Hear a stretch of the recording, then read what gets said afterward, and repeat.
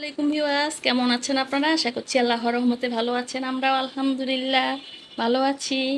দেখুন তো, সোফার মধ্যে এসে গেছে থালা বাসন।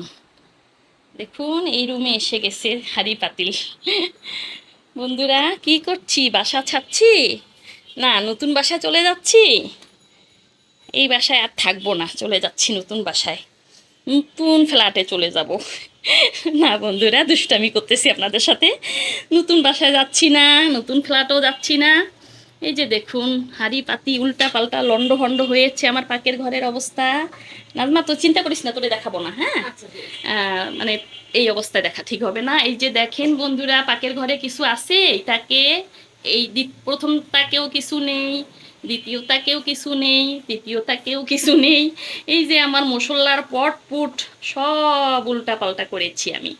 শুধু এই তাকটা রেখেছি, এটা ছোট ছোট পটটট, এগুলো পরে আমি করব, আস্তে আস্তে পরে আমি করি, আর নাজমা করে করব আমরা ইনশাল্লাহ।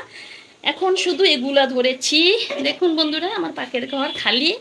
কেন জানেন? নাজমা আমাকে আজকে বলছে, ভাবি আমি আপনার এই সব কাজ করে দিবই দিব, আসেন দুজন মিলেই করি।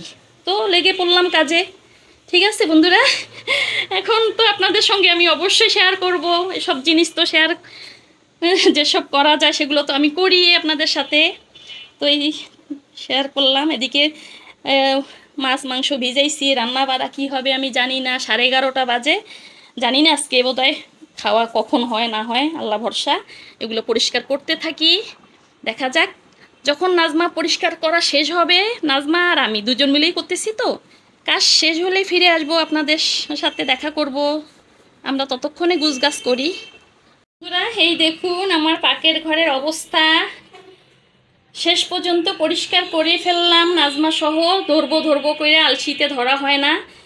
কুরবানি ঈদে পরিষ্কার করেছিলাম, সরি রোজার ঈদে করেছি, কুরবানি ঈদে করেছি, তারপরে আরেকবার করেছি। তারপর তো আর মেয়ে নিয়ে দৌড়াদৌড়ি, আপনারা কম বেশি সবাই জানেন। মেয়ের ম্যাট্রিক পরীক্ষা ছিল, তারপরে আবার কলেজে ভর্তি টর্তি নিয়ে দৌড়াদৌড়ি করতে করতে আমার সময় এদিক ওদিক করতে করতে আর এগুলো ধরা হয় না। যাই হোক, এই যে ফ্যানটা দেখতে পাচ্ছেন বন্ধুরা, এই যে ফ্যানটা, এগুলো সব সাহস পাচ্ছিলাম না এতদিন যে মেয়েকে নিয়ে দৌড়াদৌড়ি করি, আবার কিভাবে কি করব না করব, তাই এখন নাজমার সাহসে ধরে ফেলছি। আমি সবসময় সত্যি কথা নাজমার সামনেই বলি, আপনাদেরকে বলতেছি, আমার নিজের কাজ আমি নিজে করতেই পছন্দ করি।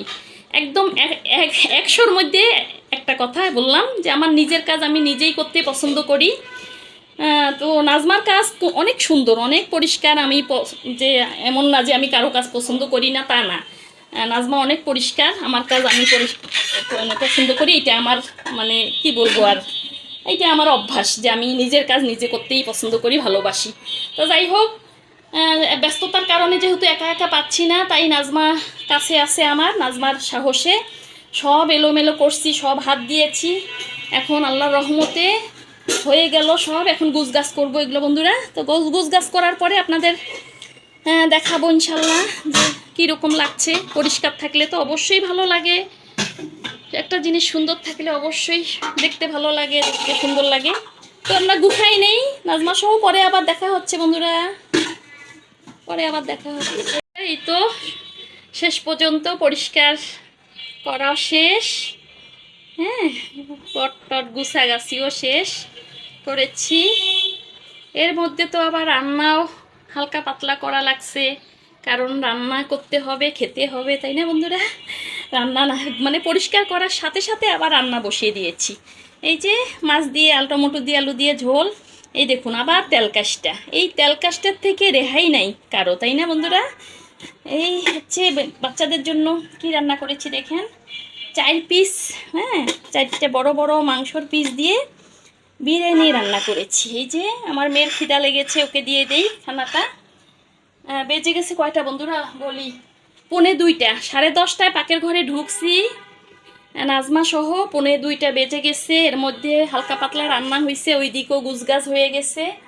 তো আর কি দেখাবো, আজকে বিদায় নিচ্ছি এখানে।